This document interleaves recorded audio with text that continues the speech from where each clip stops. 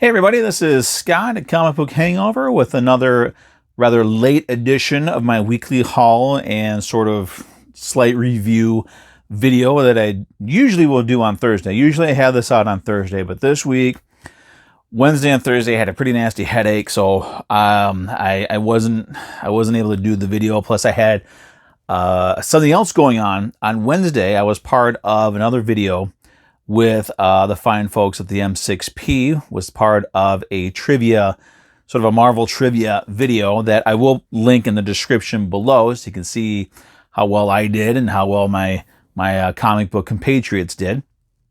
It was a lot of fun. Thank you to Jared at the M6P for inviting me to be a part of it. I had a blast. It was a lot of fun, and hopefully I get to do more.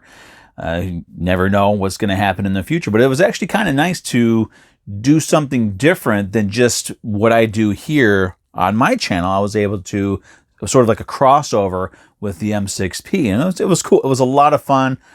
Check it out. Now, bearing in mind also that this is the first time that we've done anything like this, so it was a little wonky. The format is sort of it's a parody of Jeopardy, so you can call it Jeopardy, I suppose. But it was a lot of fun. So much fun. Hopefully we get to do this again, and as we progress, there will be a smoother sailing for the videos. But it's fun. It was fun. So now, before I go and talk and show you the books that I picked up last week, I do want to show you some of the books that I picked up. Well, before we talk about the books from this week, here's some of the books from last week that I want to talk about real quick. First off, Erratic from AWA. It did wrap up this week, 5-issue miniseries. And I know I've talked about this on some of my other videos, but this was a fun book. I mean, that's all there is to it. If you're just looking for something that's just fun, something that's different, sort of lighthearted superhero, sort of 90s style superhero action, this is what you want to look for. It was just fun. I mean, there's really not a whole lot that I could say about it that I haven't said about it already. It's about a little boy who, well, not a little boy, he's like 15 years old, and he gets superpowers, but he gets them for some like 10 minutes a day or something like that. And so he has to do as much as he can in a very limited amount of time. And it's so much fun. That's all I can say. It's just so much fun. But the big book that I picked up last week that really surprised the hell out of me was Robin, #1. I grabbed the variant cover because it really showcased, in my opinion, this one showcases his new costume that I also really love.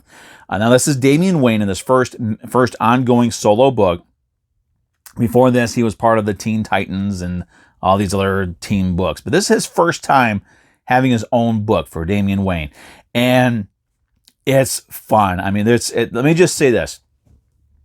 When I start a new series like this, normally I give the book 3, maybe 4 issues before I decide whether or not I want to keep it and whether or not I'm going to put it on my pull list.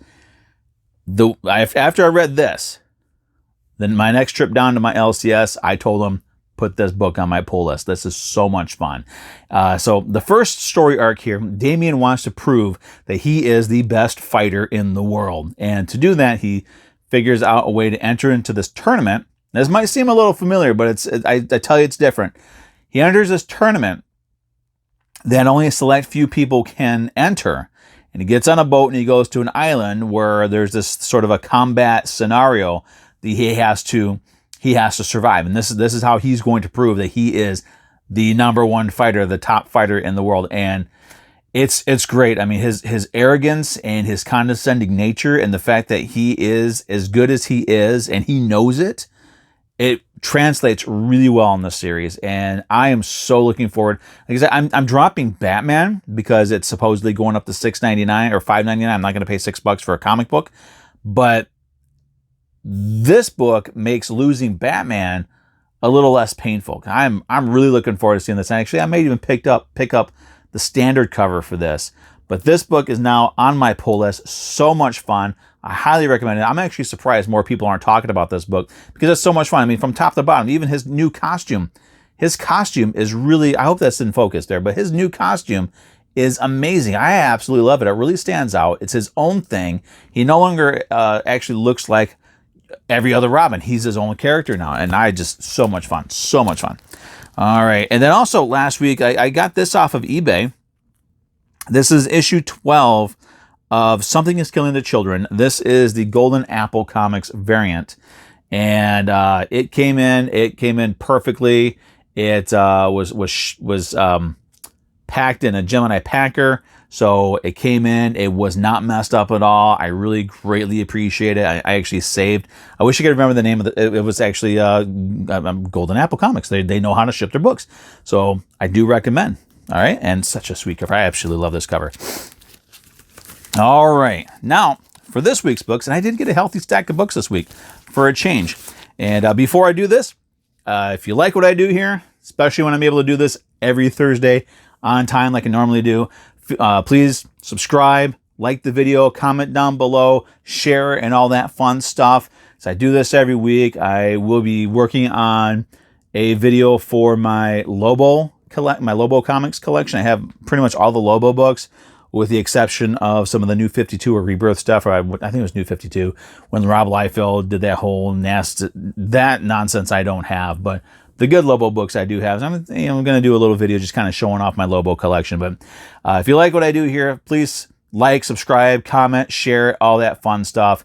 And now, here are the books in no particular order that I picked up this week. Starting with the top of the stack, we've got Deep Beyond, number 4. I always grab the Merca and Dolfo covers because I absolutely love these covers. This is another one that is just plain gorgeous, and that it's all white with a little bit of a design in the center there, your main character. But this book has been great. The covers actually have been blowing, the Merca and Dolfo covers specifically have been blowing the story itself away. So even if I don't even read this book, I love having the covers for it. All right, and next up, and I'm sure you noticed, and I don't know if it's affecting my voice at all, but my allergies are starting to act up. I'm outside more. When I'm here at home, I'm not wearing a mask when I'm outside in my backyard and my front yard. So my allergies are acting up. That's why it's affecting my sinuses and my throat. It absolutely sucks, but allergies are what they are. Moving on, Noctera number 3. I've really enjoyed the first 2 issues. I'm hoping that it continues to build. So this is a book that the first 2 issues, it's been a slow build, but there's some world building going on here, and we've got a lot of concepts going, and they're not wanting to rush anything. So I'm really, really enjoying that book. Next up is going to be Curse of the Man-Thing, X-Men.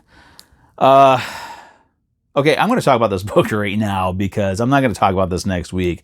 This whole Curse of the Man-Thing miniseries has been one fumble of a series. I mean, first of all, it's supposed to be a 3-issue run that celebrates the 50th anniversary of the Man-Thing. Yet, in all 3 of the books, he gets second billing in his own 50th anniversary miniseries. Avengers, Amazing Spider-Man, and X-Men all get top billing. Then you get Curse of, then you get Man-Thing. I didn't like that at all. It should be Curse of the Man-Thing, Avengers, Curse of the Man-Thing, Amazing Spider-Man, Curse of the Man-Thing, X-Men. The other thing is, something that really started to bother me with Marvel these days, and Donny Cates is big on doing this, and that is changing things, changing history so that the ideas that you want to have now fit. So everybody knows, well, I'm sure most people know the story of the Man-Thing. That is, it's a scientist named Ted Sallis who was trying to recreate the super soldier serum so that he could, so that there could be a creation of more Captain America type super soldiers. He went down to the Everglades to do it. Citrus something. It escapes me, but down to the Everglades with his wife. His wife winds up betraying him to AIM, and they go down there to try to get that super soldier serum from him. He has one sample of it. He takes off to keep the serum away from them and winds up injecting it into himself to keep it away from him, and gets into an accident, falls into the ocean, and this part of the ocean, or not the ocean, the swamp, the Everglades swamp. And this part of the Everglades swamp is home to the nexus of realities, the nexus of all realities. It's sort of the focal point for the Marvel multiverse. If you can get access to this, you can conceivably go to any of the other alternate universes in the Marvel multiverse through the nexus of all realities. So the sort of supernatural, otherworldly nature of that part of the swamp, along with the super soldier serum, mutated Ted Sallis, and he became the Man-Thing, who in turn became the guardian of the nexus of all realities.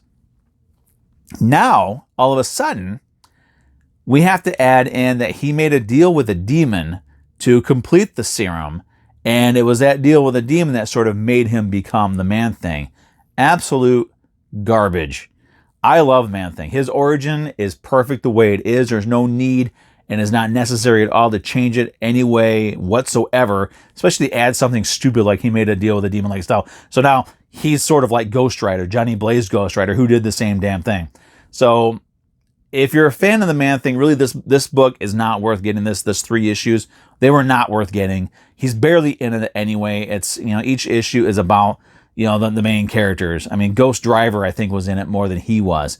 Spider-Man, Miles Morales, and Peter Parker were in it more than he was. It was a colossal waste of time. I don't even know why they did it. Maybe just give him a one shot, or just do a month worth of True Believers and just reprint various Man-Thing books from the years. That would have been a far better celebration for the 50th anniversary of one of Marvel's most unique characters. But instead, we get this pointless 3-issue miniseries that the focal point, the main character of it, gets second billing and barely appears in it. And then they change his origin. So I not want to talk about this after today, because this was a huge, huge disappointment for me. Moving on, let's talk about the next book I picked up. This one I think was released last week or the week before. This is Jenny Zero from Dark Horse. If I remember right, this was released, but there was a problem with the printing. Some of the pages were wrong or out of order or something, so it got recalled. They corrected it, finally got it. It's a 5-issue miniseries, I believe. But I love that cover and the concept of Jenny Zero, and it's in a world where kaiju they do exist, and there's groups of people who go and fight the kaiju. They don't use Jaegers like in Pacific Rim, so it's not specifically like that. But she sort of had a falling out. She's a drunk. She's belligerent. And she's basically, at one time, she was the top monster killer, and they need her back. So Jenny Zero, very much looking forward to checking that one out. Next up, this is Marvel Tales Thanos Quest. I have the original two issues for this. They did a reprint, I think, in the 90s, early 2000s. I've got that as well. There was another one that came out that had a hideous cover, so I didn't bother picking it out. But this one I liked. The cover is okay. Not the best, but I liked it enough to pick it up. What's really kind of weird is this is Marvel Tales Thanos Quest, but while they brought back the Marvel Tales concept as a series of reprints, they don't really do much to put it on the cover.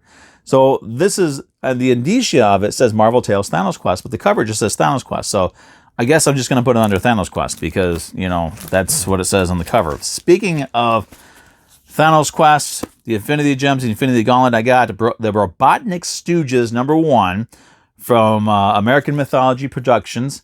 I love the Three Stooges. I absolutely love this cover. The whole idea of Mo getting something that is like the Infinity Gauntlet is kind of scary. Especially if you're a fan of the Three Stooges, it's not an ideal situation. But I grabbed that one as well. Man, I hate my allergies. And I missed this one. My LCS didn't get any, so they put in an order for me, so I was able to get the 5th and final issue of Knock 'em Dead. Great little fun miniseries. Looking forward to checking that one out. And finally this week, Batman #108. I did not get the variant cover. It is a nice cover. I really did like that cover. And I might pick it up next week. I don't know. But I went ahead and just got the regular, the cover A. You still get this Miracle Molly character on the cover. She's okay. Good cover. Probably most likely my last issue of Batman, because this is the last $4.99 issue. The next one is going to be $5.99. And again, if they're going to put it up to $6, I am not buying that book for $6. And it's kind of a thicker book because they put in this backup feature. It's a Ghostmaker. I didn't read it. It has nothing to do with the main story. So what's the point of having it in the book? I don't know. DC, you're kind of really dropping the ball there. All right, so that's it. That's what I've got this week. So sorry, sorry for some of the more negative things that I said. It's just, Man Thing, huge disappointment. I could not believe how bad that miniseries was, and it was kind of it was a disappointment. It was embarrassing. As a fan of Man Thing, I was very much let down. But some other great books. Robin, man, I cannot believe how much fun that first issue was, and I am very much looking forward to the next issue. Can't wait to check it out. It sucks I gotta wait a couple of weeks for it, but you know, it is what it is. It's nice to be looking forward to to the next issue of a book. You know what I mean? So that's it. That's what I've got. Thanks for watching, and once again, check out that check out that video that I was a part of, where we had a little fun M6P trivia, Jeopardy style. Link is in the description down below. And again, I do apologize for having my video up late. I said, you know, had headache, had the M6P video that I was doing, and you know, just busy. You know, I'm still looking for a job and hoping to find something new. I was kind of thinking maybe getting something. As I told my wife, I was like, you know, maybe I could get something that, you know, get a job in a mirror factory. I mean, that's something I really see myself doing. You know, it'd be, you know, kind of fun. But thanks for watching. I will see everybody next week. Have a great remaining weekend, and we'll see you next week, hopefully with a Lobo video, but definitely with my next week's haul and review video. Have a good weekend.